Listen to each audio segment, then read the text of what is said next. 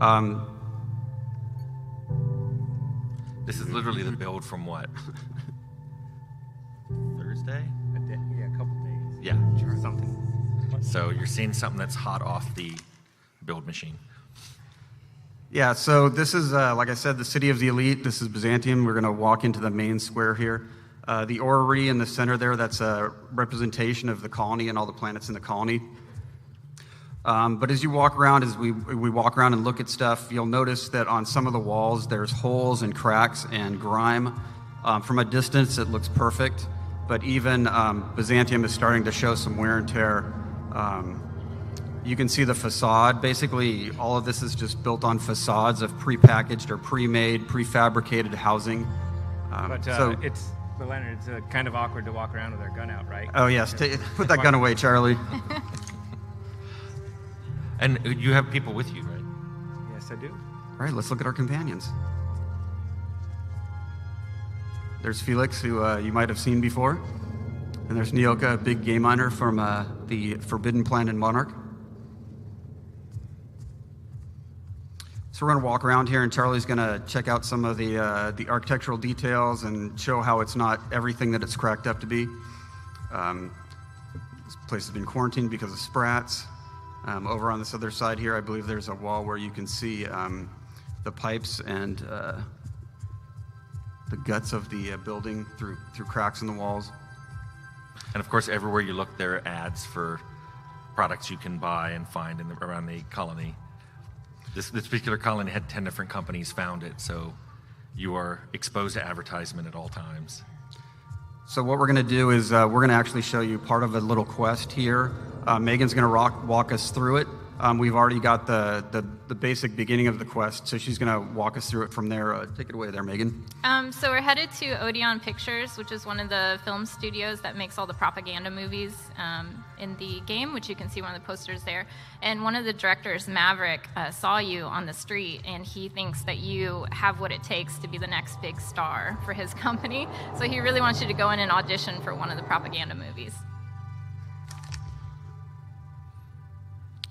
So the receptionist can greet you when you come inside. Oh, did you guys want to talk about the poster?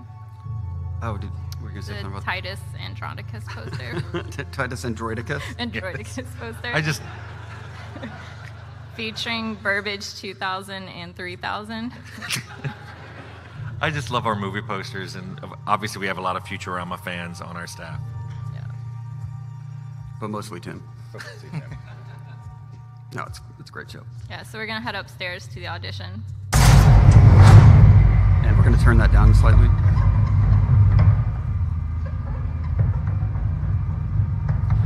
Normally they'd be chatting back and forth. We don't have our voice done yet. Felix got to fix it. Yeah.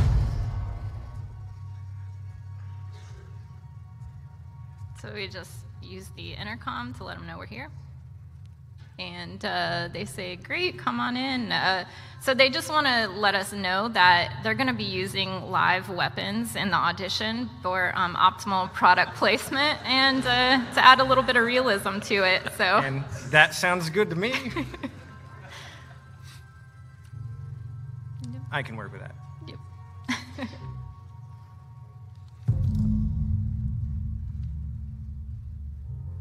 Now, what I love here on the right is a set that looks like the monster planet Monarch, which by the time you get here, you will have seen that planet and been there and realized that this set must have been made by somebody who's probably never been there. It's very realistic looking. So we're going to head up to our mark. Oh, actually, if you head to the right first, I saw this earlier when I was playtesting it. I don't know if it made it this build. If you go over to where the set is real quick. In the right corner. Maybe it's not there. Oh yeah, we added, there's a dead Burbage 2000 from earlier film. I just came across that randomly and was like, oh my gosh. And I'm going to take his stuff. Anyway, okay, so we're going to go get on our mark. And these are real actors who think that you're also an actor and are following the script. And I'm going to act with my gun. Oh well. So you're playing the part of an evil captain. Well, actually, no, you're the good guy. You're stopping them from trying to steal all the supplies from the town.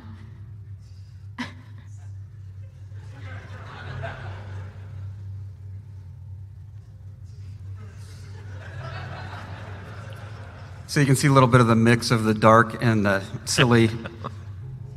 Yeah, so I think we'll go with, you want to go with Pirate? the U-Foul Pirate.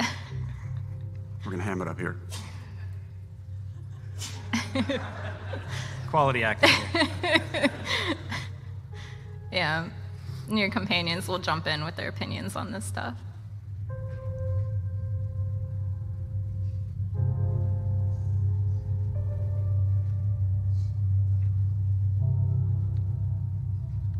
I think we should remain stoically silent. We're going to be the strong silent type here. Yeah. Yes. Don't show off how smart you are.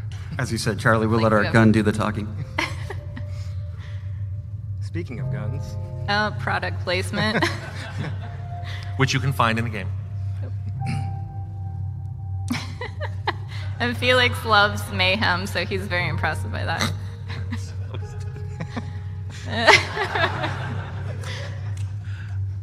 so a little bit of humor in this game. Yeah, I still laugh at the humor every time I play. You should read the flavor text on every object. Exude wordless fury. Fury.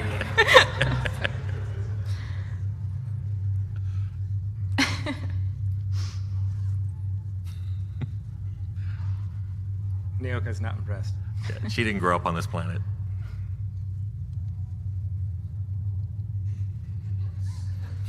All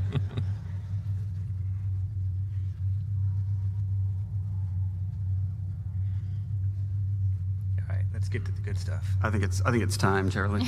All right. So you could play out the quest. Oh, wait. Oh, make your eye twitch. Oh yeah, I'm gonna. Yeah, make your eye switch first. Wait. Can't miss that. Speechless.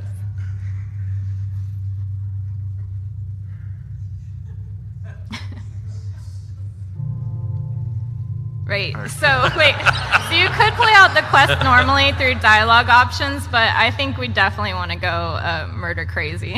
Yeah, I think it's more entertaining for this. Yeah. So here goes. It's more authentic.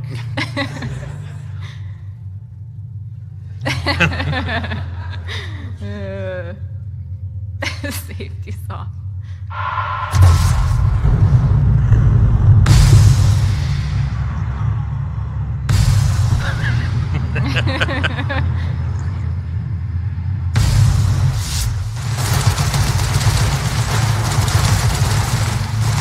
These poor actors, they just thought they were coming in for a normal day's work. They got paid to do a job. And Maverick Johnson, the director, he loved the authenticity and your. Yeah, he's coming up to let you know how your performance was. I thought the performance was pretty good. Here's our director. Knowing Charlie, I don't think he's going to live long though. Yeah, so it's nice because you're actually rewarded for playing how you want to play. Like, he thought it was great.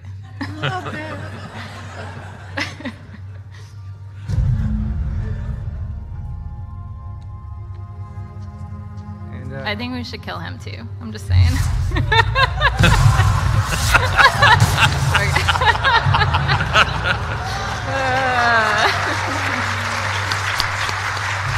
Wait, hold on. Is that his head? Oh, his head just. Yeah. It vaporized. and we take all of his stuff because that's what we do. All right, so now we're gonna have some fun outside and show these people what we really think of their elite town. Now, during the game, if you're on a regular playthrough, you're unlikely to be fighting in this town. Although you can kill everybody and anybody if you want. But we just thought it'd be fun to show you what it would like if combat actually took place in this beautiful city. But let's be sneaky about it. Let's put our gun away. Yeah. Yeah, so no one will suspect anything. Although, Charlie, can you explain some of what we saw, the slowing down of time, things Yeah. like that? So tactical time dilation is where we are trying to give opportunities both for people who aren't the best shooter players, an opportunity to, in the normal fast-paced gameplay, slow it down a little bit, get their bearings, and then make decisions that actually will help them during the combat. We have location-based hits where shooting them in different spots will actually inflict certain status effects, giving you bonuses. So as things get extraordinarily difficult, it is a pretty handy tool to have. Nice gun. I might take that later.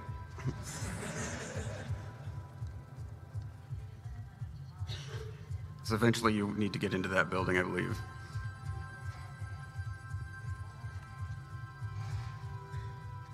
Now you want to dress the companions appropriately? No, That's right. This is a restricted area where we don't have access, but I'm gonna just try walking in and see what happens. Oop. It's off limits, so they don't want me there. I'm just gonna ask some questions. It's cool.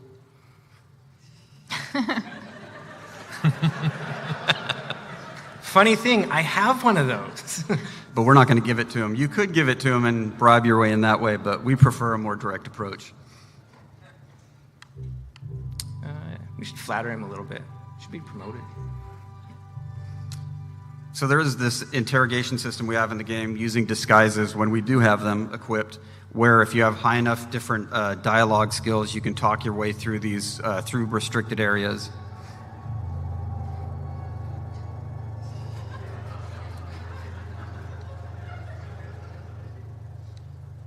So here's where you actually could give him a grenade launcher. Because he really wants one. But let's not do that. We need to equip Felix correctly. I think he's under armored. All right, let's go in here real quick. And, Oop. I'm gonna put the pink briefcase on his head. He even has a temporary icon. That's how. Now we're ready to start fighting. That Oh helmet. my god. Oh, Felix. That helmet is available for sale in the game at your nearest Spacer's Choice vendor. And we should get stuff started with a bang. Let's That's go. right. Let's do it. Or do kick it, to the Felix. face. All right, Felix, have fun.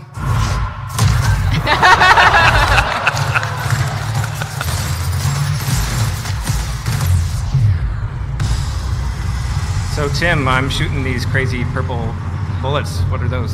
Yes, this is a plasma rifle that's been modified to shoot something called N-rays, which, when they hit living people, they make them glow and do N-ray damage to themselves and people around them. It's an awesome damage type. Oh, he's already dead. I believe Felix and Noka have been. Oh, this is Nyoka.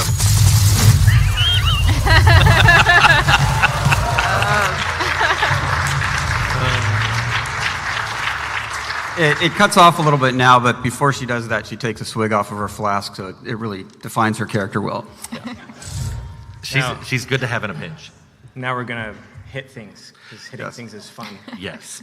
And this is using the corrosion. So this is our Inferno side that you might have seen from our earlier trailers, but this is actually modified to do corrosion damage. And corrosion damage is good for heavy armored things. These mods are also available for purchase at nearby weapons vendors. At fine retailers everywhere. But, yeah, I'm gonna, don't mind me. Oh, and civilians, yeah, it's okay. Aw, poor top hat person. We good? We good?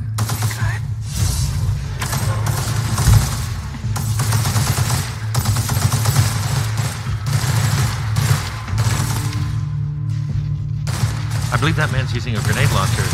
Yes. Available from Hammersmith. Oh, no, that's Take out the ad drone too. That's so mean. Charlie, what's that you have in your hand there? Well, this is another one of our science weapons.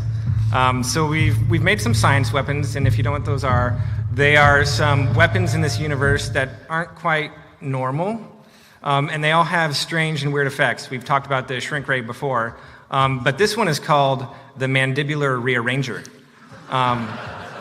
So if you're guessing what that does, it rearranges mandibulars. This was a bug in the game. It started as a bug, and we liked it so much we decided to make a science weapon based around it. So this nice lady here, we're gonna rearrange.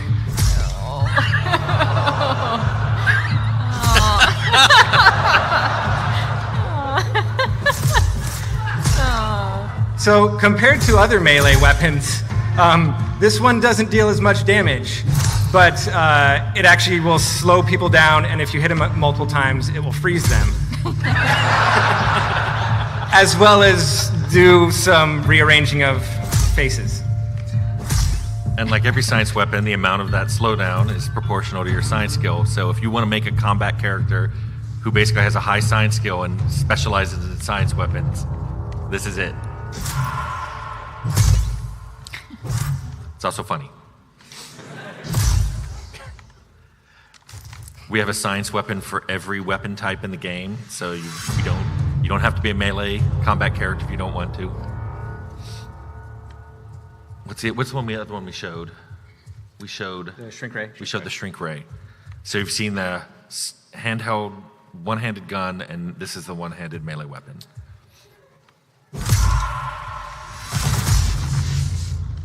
Thanks for your stuff. And let's head into the bar here. Don't mind me. It's cool. It's cool. I love the chef bots. They're so cute. Hey! That looks safe.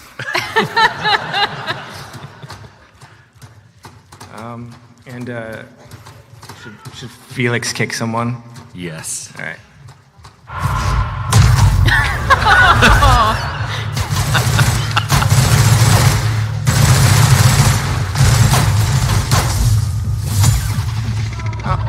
What?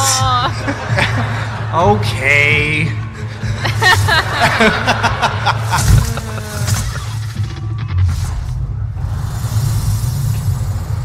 And I'll take your stuff in slow motion. Oh, and they corrode. Ugh. So gross. All right.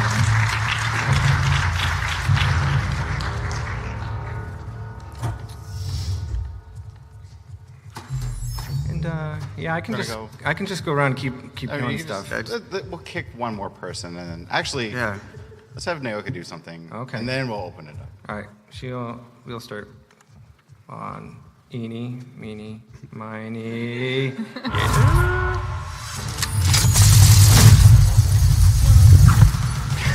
Oh, this is overkill.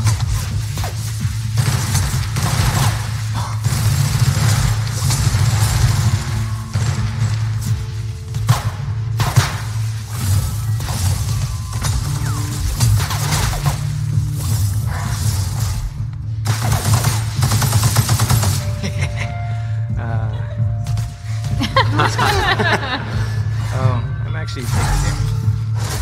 Oh, you were dying there. I know.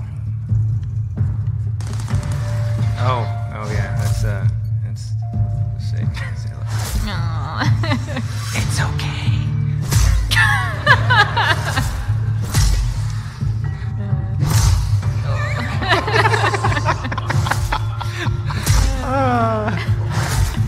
Games are supposed to be fun. Okay. That's why we can- Charlie's going to do this all day if we let him. We Yeah, should probably that's open it up for some definitely- Hey, look, questions. a flaw. What did you get? I don't know. I can't read from here. Cynophobia. What does it Many say? canids. Oh, because they had a pet canid, and it was gnawing at my ankles. I didn't see you It was kill like that. a teacup size one too, and now you're afraid of it. All right. So, real quick before we get to questions, can we talk about the flaws since that popped up? Yeah, what must have happened there is Charlie was getting chewed on by a teacup canid while he was fighting everybody else, and it pushed him over a threshold, because this is a save game. This occurs in about the middle of the game. So the game is monitoring everything you're doing and keeping track of how much damage you take from different things, and how much time you've gotten hurt, or taken falling damage or anything like that. So occasionally and it really depends on your playthrough, it'll just offer you this flaw. And if he had taken that, he would have taken more damage from any canid that attacked him because he's terrified of canids, but he would take more, he would be able to pick another perk immediately. It's completely optional. You can ignore the whole system if you want, but personally I like the idea of a flawed hero. And we also increased the number of flaws you can take based off of the difficulty level, so that on the hardest difficulties, it is you're more of a flawed and interesting character. Yes. but it should be a pretty fun thing to increase the difficulty for people. Well, cool. Thank you for showing off the game, guys.